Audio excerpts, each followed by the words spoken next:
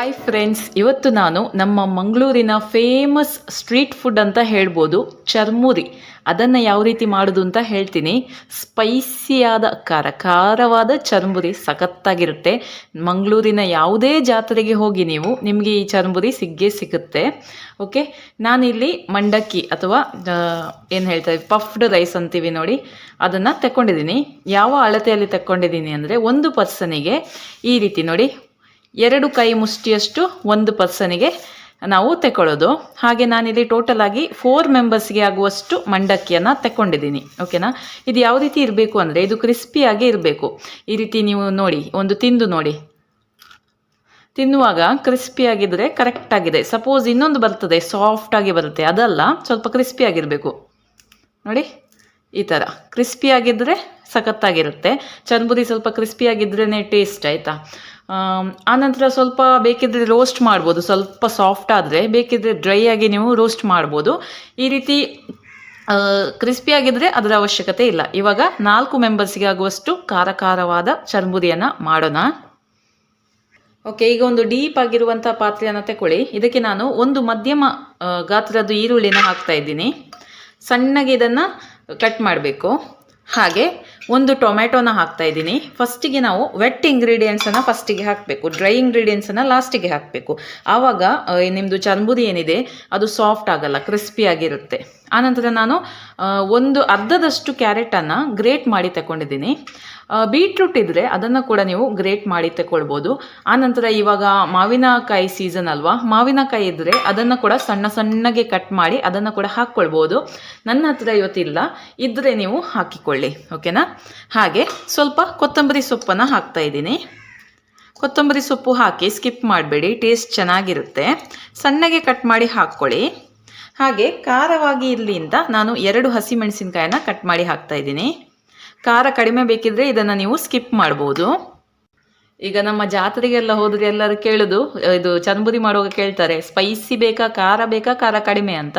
So ನಿಮ್ಮ ಇಷ್ಟದ ಅನುಸಾರವಾಗಿ, ನಿಮ್ಮ ಸ್ಪೈಸ್ ಟಾಲರೆನ್ಸ್ ಅನುಸಾರವಾಗಿ ಖಾರದ ಹುಡಿಯನ್ನು ಹಾಕಿಕೊಳ್ಳಿ. ಚಿಲ್ಲಿ ಪೌಡ್ರನ್ನು ಹಾಕ್ಕೊಳ್ಳಿ, ಕಾಶ್ಮೀರಿ ಚಿಲ್ಲಿ ಪೌಡರ್. ಇವಾಗ ನಾನು ಇವತ್ತು ಕಾಶ್ಮೀರಿ ಚಿಲ್ಲಿ ಪೌಡ್ರ್ ಯೂಸ್ ಮಾಡಿದಲ್ಲ, ನಾರ್ಮಲ್ ಆಗಿ ಅದನ್ನೇ ಯೂಸ್ ಮಾಡೋದು. ನಾನು ಯೂಸ್ ಮಾಡಿದ್ದು ಬಾಫತ್ ಹುಡಿ. ಇದು ಅಷ್ಟೊಂದು ಸ್ಪೈಸಿಯಾಗಿರಲ್ಲ. ನಿಮ್ಮ ಹತ್ರ ಬಾಫತ್ ಹುಡಿ ಇದ್ದರೆ ಅದನ್ನು ಹಾಕಿ ಕೂಡ ಮಾಡ್ಬೋದು ನೀವು, ಆಯಿತಾ. ಇಲ್ಲಾಂದರೆ ನಾರ್ಮಲ್ ನಿಮ್ಮದು ಮೆಣಸಿನ ಹುಡಿ ಉಂಟಲ್ಲ, ಅದನ್ನೇ ಹಾಕಿಕೊಳ್ಳಿ. 1-2 ಚಮಚ ಹಾಕ್ಕೊಳ್ಬೋದು. ಹಾಗೆ ಸ್ವಲ್ಪ ಅರಶಿನ, ಒಂದು 1/4 ಚಮಚದಷ್ಟು. ಕೆಲವರು ಹಾಕೋದಿಲ್ಲ, ನಾನು ಹಾಕ್ತೀನಿ. ಈಗ ನಾನು ಹಾಕ್ತಾ ಇದ್ದೀನಿ ಸೀಕ್ರೆಟ್ ಇಂಗ್ರೀಡಿಯೆಂಟ್. ಇದಿದ್ರೆ ಮಾತ್ರ ನಮ್ಮ ಚರ್ಮುರಿ ಸಖತ್ತಾಗಿರುತ್ತೆ. ಕೆಲವರು ಇದಕ್ಕೆ ಚುರುಮುರಿ ಅಂತ ಸಹ ಹೇಳ್ತಾರೆ, ಆಯಿತಾ. ನಾವು ಇಲ್ಲಿ ಜಾಸ್ತಿಯಾಗಿ ಚರ್ಮುರಿ ಅಂತ ಹೇಳೋದು, ಕನ್ಫ್ಯೂಸ್ ಮಾಡ್ಕೊಳ್ಬೇಡಿ. ಚರ್ಮುರಿ ಎಲ್ಲ ಒಂದೇ. ಓಕೆನಾ.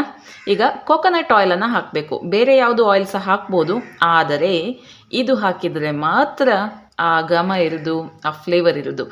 ಸಾಧ್ಯವಾದಷ್ಟು ಕೊಬ್ಬರಿ ಎಣ್ಣೆ, ಕೋಕೋನಟ್ ಆಯಿಲನ್ನು ಯೂಸ್ ಮಾಡಿ. ನಾನಿಲ್ಲಿ 1.5 ಟೇಬಲ್ ಚಮಚದಷ್ಟು ಕೋಕೋನಟ್ ಆಯಿಲನ್ನು ಹಾಕ್ತಾ ಇದ್ದೀನಿ.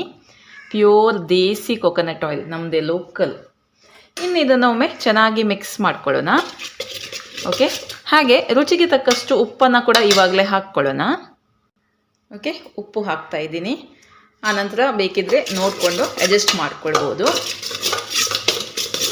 ಚೆಂದ ಮಾಡಿ ಮಿಕ್ಸ್ ಮಾಡಿ, ಆಯಿತಾ. ಈ ರೀತಿ ಹಿಡಿದು, ಈ ರೀತಿ ಪಾತ್ರೆಯನ್ನು ಈ ರೀತಿ ಸೈಡ್ ಮಾಡಿ, ಈ ರೀತಿ ನೀವು ಮಿಕ್ಸ್ ಮಾಡಿದರೆ ಚೆಂದ ಮಿಕ್ಸ್ ಆಗ್ತದೆ. ಓಕೆ, ಇವಾಗ ಟೇಸ್ಟ್ ಮಾಡಿ ನೋಡಿ, ಉಪ್ಪು ಖಾರ ಎಲ್ಲ ಸರಿಯಾಗಿದೆ ಅಂತ ಚೆಕ್ ಮಾಡ್ಕೊಳ್ಳಿ. ಓಕೆ, ಪರ್ಫೆಕ್ಟ್ ಆಗಿದೆ. ಈ ಸಮಯದಲ್ಲಿ ನಾನು ಶೇಂಗಾವನ್ನು ಹಾಕ್ತೀನಿ. ನಾನು ಆಯಿಲ್ ಫ್ರೈ ಮಾಡಿ ತಗೊಂಡಿದ್ದೀನಿ ಶೇಂಗಾ. 1 ಕೈ ಮುಷ್ಟಿಯಷ್ಟು ತಗೊಂಡಿದ್ದೀನಿ ಶೇಂಗಾ, ಆಯಿತಾ.